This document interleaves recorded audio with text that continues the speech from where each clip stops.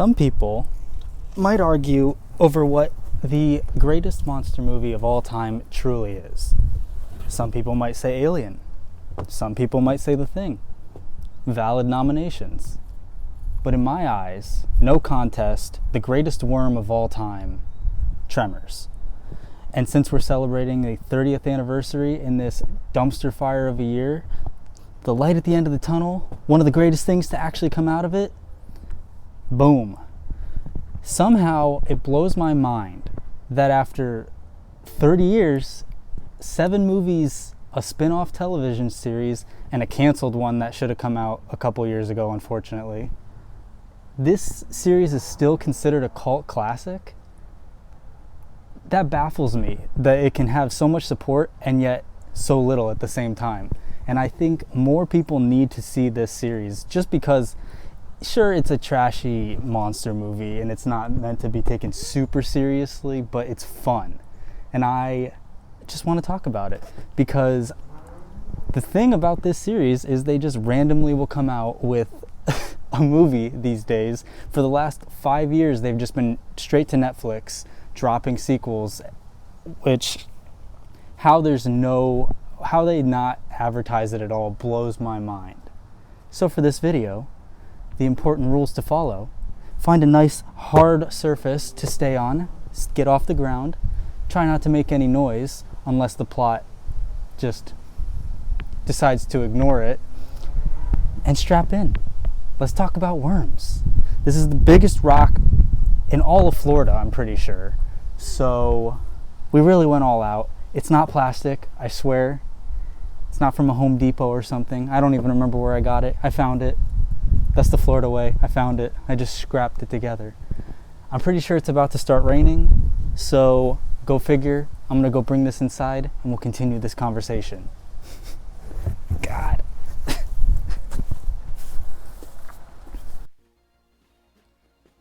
I kind of fucked up the timing between recordings, so for the sake of continuity,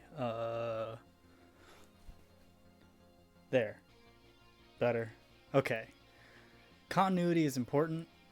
I say that as I have really obvious hard cuts in all my videos.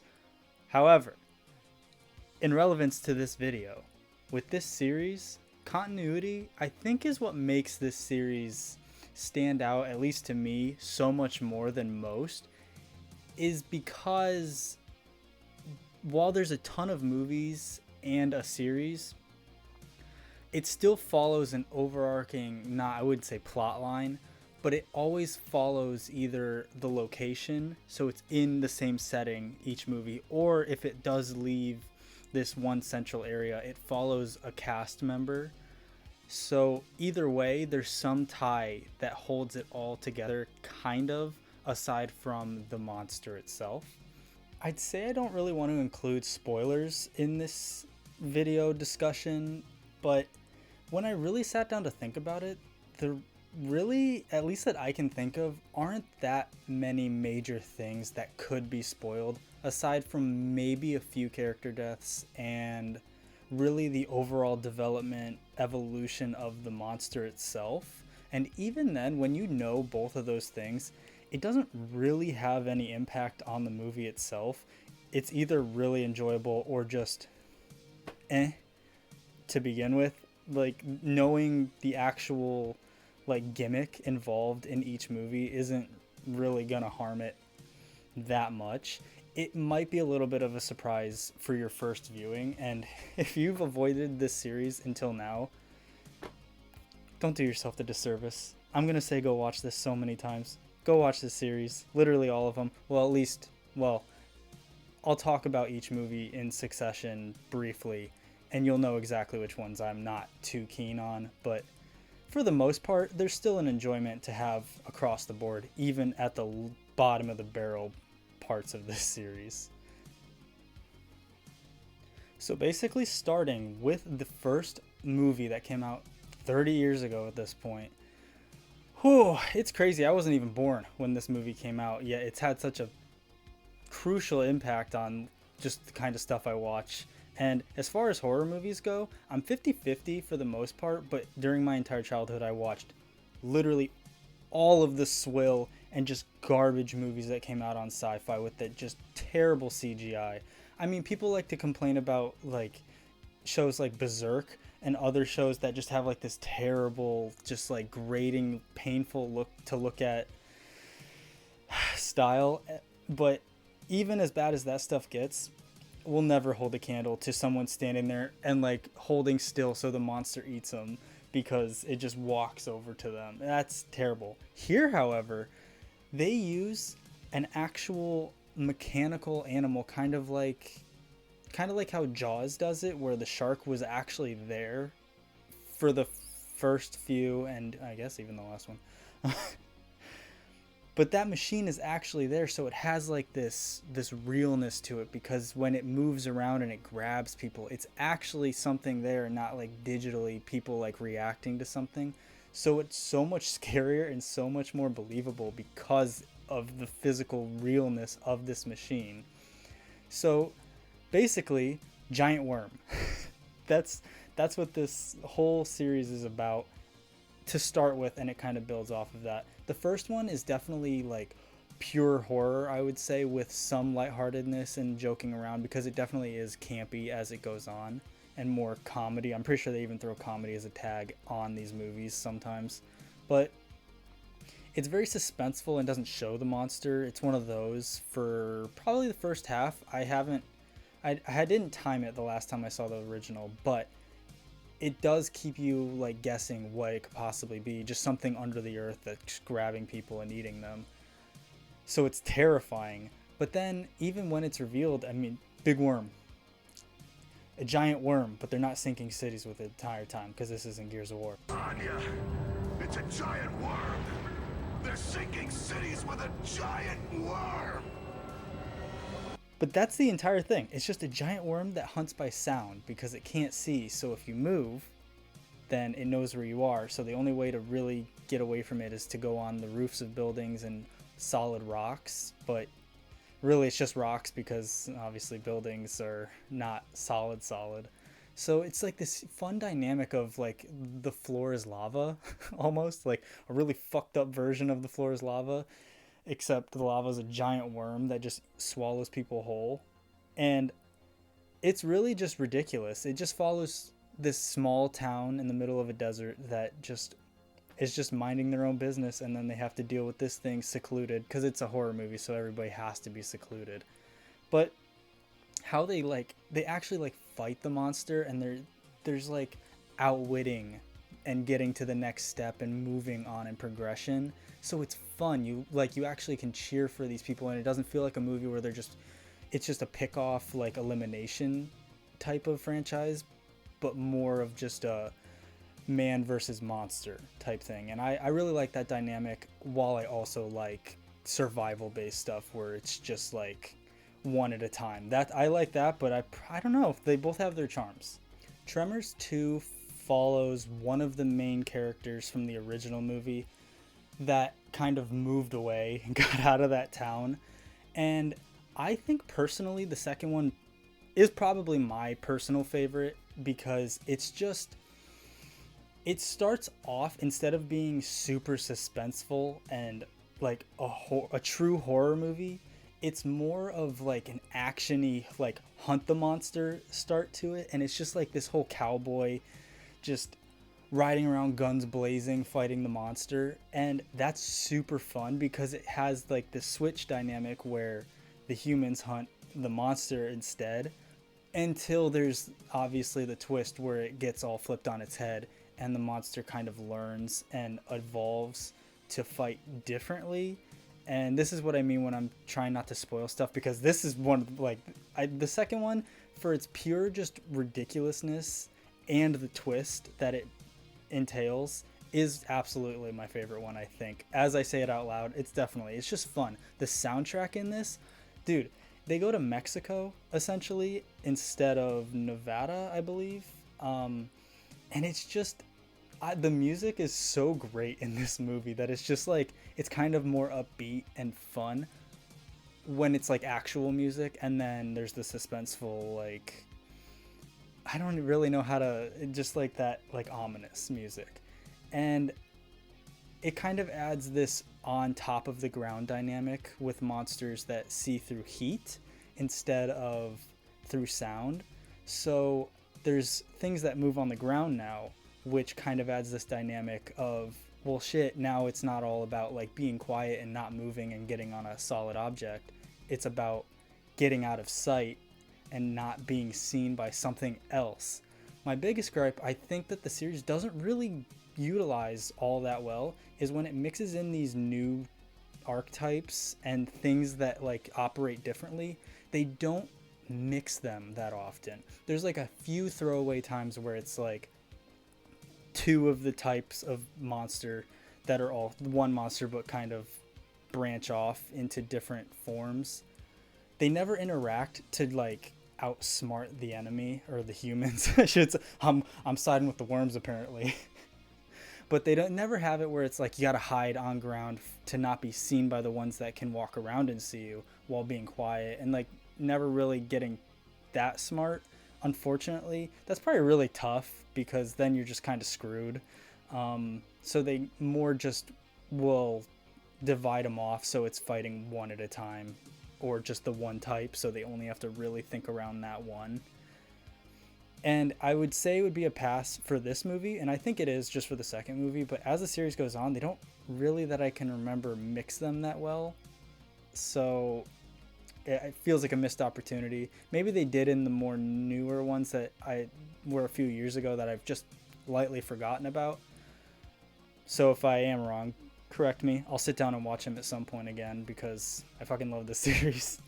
The third movie is probably budget-wise, I think it was probably like half of the budget of the first two. So it definitely quality-wise goes down a little bit, I would say so, but it's still pretty grand overall. It does go back to the original town of the first movie and kind of has characters moving back there and kind of the grown-up versions, because I think it's like 13 years after the first movie. So a lot of the characters are returning and they're just older versions of that, which I find cool because that's some continuity to kind of build off of what's already been there. So it's even more stakes of, oh, please don't kill these characters because you've kind of gotten to meet them prior to this.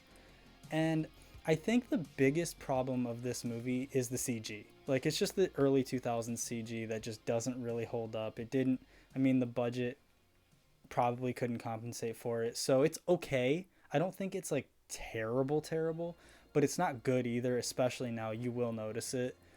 They do still use like the physical animatronic worm, but they have a new variant that isn't on the ground that instead is like a flying heat-seeking type that can see, and that for the most part is almost always CG'd, aside from a couple instances which are really cool when they use the physical like models for the above ground ones as well as the underground one. It's so cool because there's so much work that has to go into that, and I appreciate every second of it. The story is just it's basically just building off of this worm and the people in the town. So it's the evolution process, and there's not really that much. I mean, it's a corny monster movie. This movie's very campy, so the jokes in it, like, they definitely went for more like corny feel of this movie, and it just, I mean, you either absolutely hate that or you're like, okay, yeah, like, I'm in. It's like, it's one of those, it's so bad it's good, except I don't think this movie's really that bad. It still has this pretty like firm enjoyment factor to it where you'll still have fun. And I think that's the importance of this, is the movies up till this point are fun.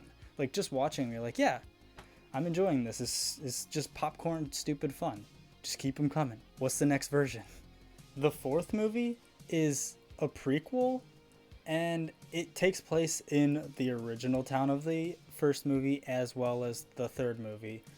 And it's more of a Wild West setting, and this one they totally just were like, all right, just commit hard to these jokes and just make it ridiculous, but still hold that like fear of this monster. And for the longest time I couldn't tell if this was actually my favorite one, because it's a prequel, so you'd figure, oh well, what are they really gonna expand on because they're not going to do the evolution, can't move forward because it hasn't like evolved any. But instead they go for how it's born, and so the small version of it growing up into the worm itself. And so you have like these baby ones, fucking terrifying because they like dart out of the ground instead, so they like jettison out and grab people. That's freaking terrifying, just as much as just being sucked under or just absolutely being ripped to shreds on the surface anyway, or picked up into the air. Like, somehow they added a life cycle, so these, like, they show the eggs, which are carried by the flying ones, and then put back in the ground, so they hatch as these small little, they almost look like Anorith, the fossil Pokemon from Emerald. And it's so fucking, like, I really enjoyed that because it definitely keeps a continuity without actually continuing it. Like, it just gives you like almost like a flashback feeling, because all, like, the main character is an ancestor of one of the main characters from the series proper, so you feel like you know him, except it's more of like a learning, like, because I think this character they have is super obsessed with guns and a very like militaristic type that likes fighting.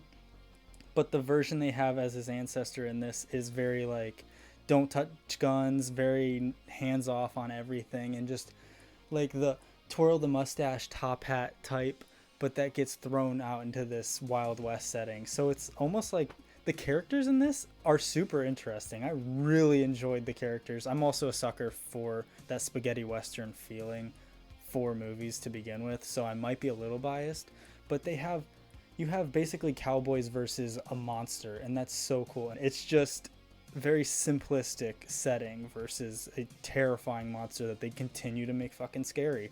Like, no. And they have like jump scares, especially in this one. There's one I think they make kind of harken back to the first movie of a jump scare that's similar. In fact, both of those scenes I hated as a kid. Like, every time it was just like the nope. Like, if I just close my ears, it won't scare me, right? Or you close your eyes, hearing it won't scare you, right? Ugh. So it kind of has a lot of comparisons to the original ones, and it's just fun. Like, there's just ridiculous scenes in this, and they have the physical worm, which is important. I think that's why this was the last one that had the physical mechanical creature. So I definitely think this was the last good one, in my opinion. And we'll get into the next 3 to go. But between this 4th movie and the 5th movie was the series. Although it maybe came out around the time. I haven't checked the time like these came out, so I will look into that. But oh shoot, I actually messed up. So before the 4th movie came out, there was the not animated series. I wish animated series, please. That'd be sick. I would love an anime version of this. Hell yeah.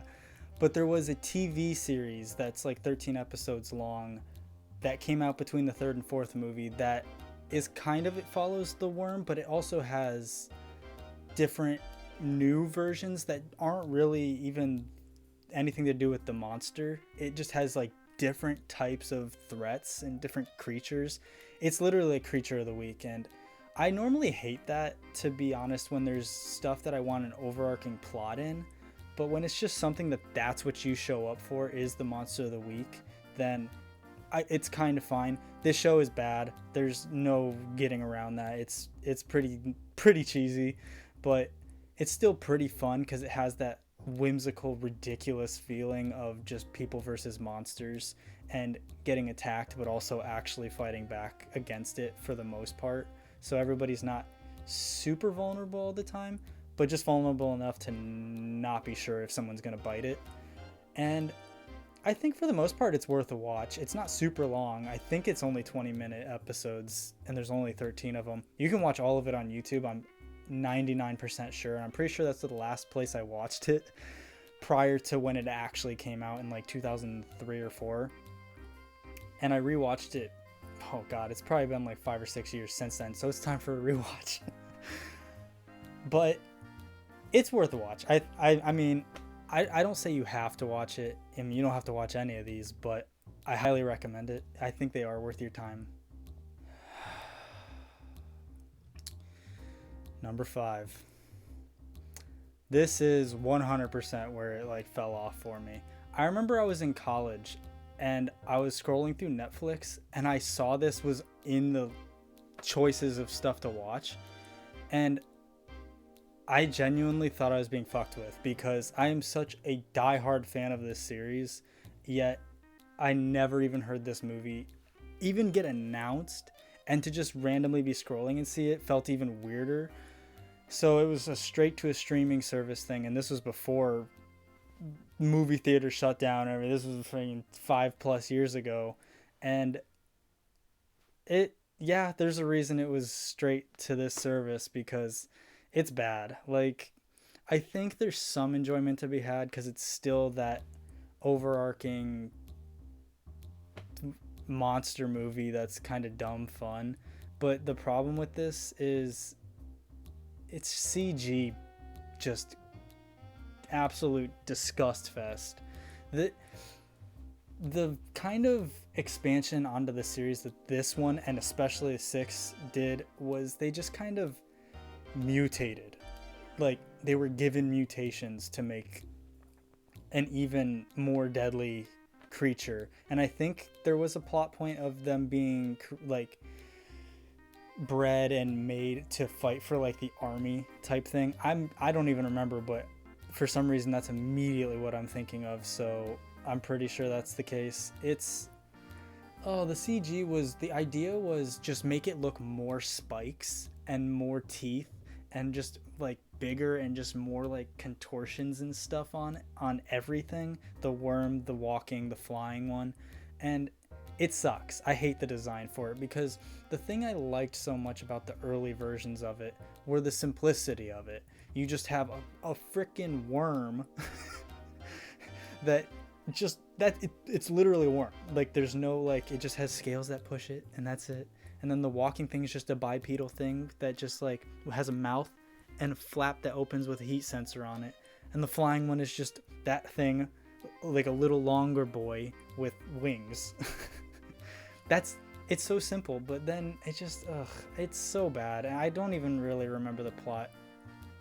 They do have one returning character to hold that continuity together, and he's really the only one that stayed after all this because it goes off on its own tangent for sure after this point. But he does a good enough job to keep you convinced and like really fill in the lore of still kind of caring about what's going on. It's just, everything's just got to get bigger and more mutated and more ridiculous, and how to fight it, and it's stupid. It takes place in Africa, I believe, and that's cool. It's a new setting. It gives a new locale, which, all right. I mean, this movie's bad, but I still think, watch it once to form your own opinion. I kind of have that. That's how I look at most things. If people shit on something, I don't really want to shit on it too unless I have my own opinion of it. That way, when I hate it too, you bet your ass I'm slam dunking on it. And as much as I love this series, I want to dunk this series or this movie hard because it deserves it. It doesn't deserve a medal, it deserves a dunking. Tremors 6, literally just picture the 5th movie but with snow. So they go to the Antarctic or something, and it's just the same exact fucking too many teeth, too many claws, too much CG, fighting military people fighting a worm, and just like these 3 sides of the good guys, the kind of bad humans but not really, that are just for cannon fodder for the monster, and then the monster. And it's so forgettable, unfortunately, because there's no really a reason to care at all. They have the character returning, as I said before, so this one character is literally the last thing that this series has, unless they went back to the original setting really and brought back some of those characters. I really don't have anything notable about this. It's literally just more of the same in the cold, like just in the snow, which is cool. Like, new setting, that's pretty neat, but otherwise it's just a new locale to do the same thing in. And then we get to about fucking a week ago, 2 weeks ago maybe, doing the same thing I did back in college, scrolling through Netflix, just seeing what's on. And I don't even really do that much. Normally I know what I'm gonna watch because there's so much stuff. And what do you know? Tremors 7, right there. I can't believe they did it 3 times to me. I didn't even mention in the 6th one that that exact same thing happened a couple years later, where they just don't do any advertising for this movie. They just throw it out and then just whatever, which is weird because you can see there is a level of effort that goes into even these movies, yet why not do some kind of sales pitch for it to get people a little bit like aware of it? I mean, I really like this series, and how am I gonna know it's coming out if I'm not just like hard like updating like the news feed on this series? Like, is there something new? Is there something new? Is there a new Jaws coming out? Like, you know, who does that? I mean, unless you're a psychopath. And I guess there are some people that would follow like a subreddit or something, but I mean, not everybody's like that. So it's just weird. So of course, immediate frame 1 hit play on that. I stopped everything I was doing. I was probably just gonna like browse and then close it and walk away because I didn't plan on watching anything. But you bet your ass I see a new Tremors, I'm watching it. It doesn't matter how bad. The last 2 got burned by him, and I was still like, nope. But maybe this is the one. And I'm kind of happy to say that I went in ready to shit on this movie, and maybe it was because of that my expectations were so low.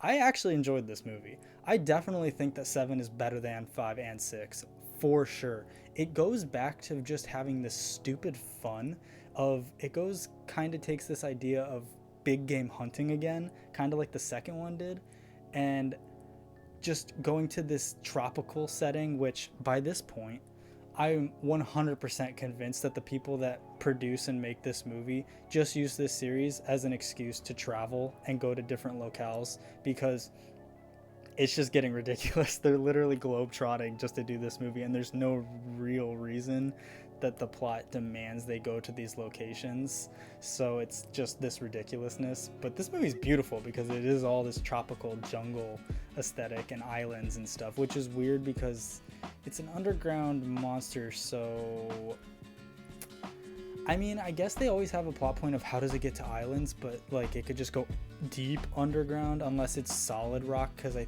Okay, you know what? I just answered it myself. I think because it has to be soft ground, and I think it gets too solid underneath the ocean. So what? It can swim, I guess. Even the people in the movie are like, I don't know. I guess it swam, which it's just thrown in there, and that's kind of dumb because it's like, well, did it? Like, there's no, like, they don't explain it at all. It's just kind of, we don't know either. We can't explain it, so we're all gonna be confused.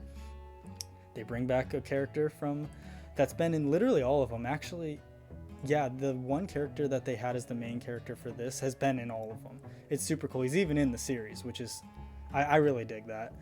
But otherwise, I mean, it's ridiculous fun, and it has like people just like going like all out with either throwing jokes or just like an arsenal of how to kill monsters and stuff. So it's just stupid, but it's not great either. I think I just liked it because I expected it to be terrible, and this one was more just for enjoyment. I think they finally figured out like the niche that they should have stuck with earlier on, instead of trying to be super serious and throwing these weird jokes, but just make it ridiculous to begin with. Go full Fast and Furious with it. Let's go to space.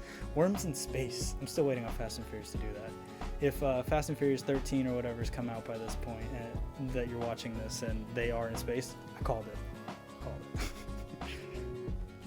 Otherwise, it's pretty enjoyable. It actually has a spoiler in it that I'm not even going to mention because I was like, oh shit, like, well, that's crazy. And now, thinking about this series, I want in. That's why I'm talking about this series. I want to be in 8 or 9 or whatever new series comes out. That's the only reason I'm making this video. It's just to like hard sell. If anybody has any power, please, I'll do anything. I'll be the first one eaten. I hope not, but like if that's literally, dude, I don't care. I'll be an extra or the main lead. You know, I know you're looking for a main lead. I'll carry this until my grave. I'll do this for the next 90 years. Put me in the next movie, please. I'll take any excuse. My God, that would.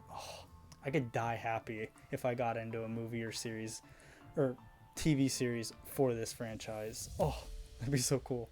And also, since the series doesn't like to inform anybody, I did find out that around 2018 they did have a series that was, I mean, they have a whole trailer. You can watch it on YouTube.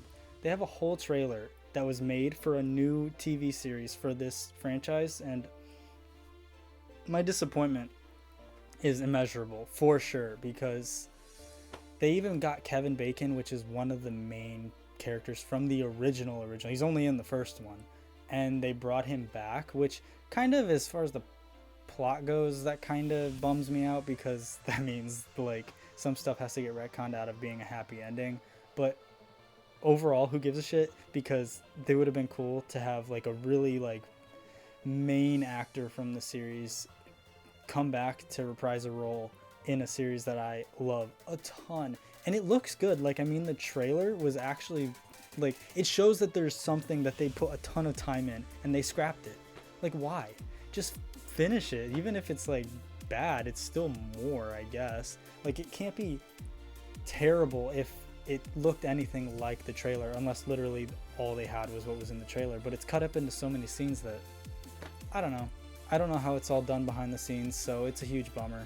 Hopefully one day they do come out with something that continues this series, because I genuinely have no idea where it can go. It's kind of gotten to the point of obscurity where I can understand if you didn't really know about the 5th through 7th movie and maybe the TV series, but the original movies I feel like deserve a spot as a classic, an absolute classic when it comes to at least monster and horror flicks. So this was me just giving a PSA TED Talk, trying to sell more people on getting into this series if you haven't seen it already. Join the club. It's super worth it. Hopefully my cries don't fall on deaf ears. I just want to spread the appreciation of this series. I really enjoy making these and just blurting and talking about this and rambling on. Hopefully you enjoyed listening or watching. If you did enjoy this, make sure to like the video, share it around with anybody you think would be interested. If you haven't already, subscribe. It goes a long way. Every single time I see it tick up by one number, it's a huge victory. I fist pump every single time. I mean that. I genuinely mean that. But that's all I really have to talk about for today. So hopefully you have a nice rest of your day, and I'll see you in the next one. Peace! Yo, an animated series would be sick. Although they'd probably just put a bunch of CG in that and break my heart as well. Who knows?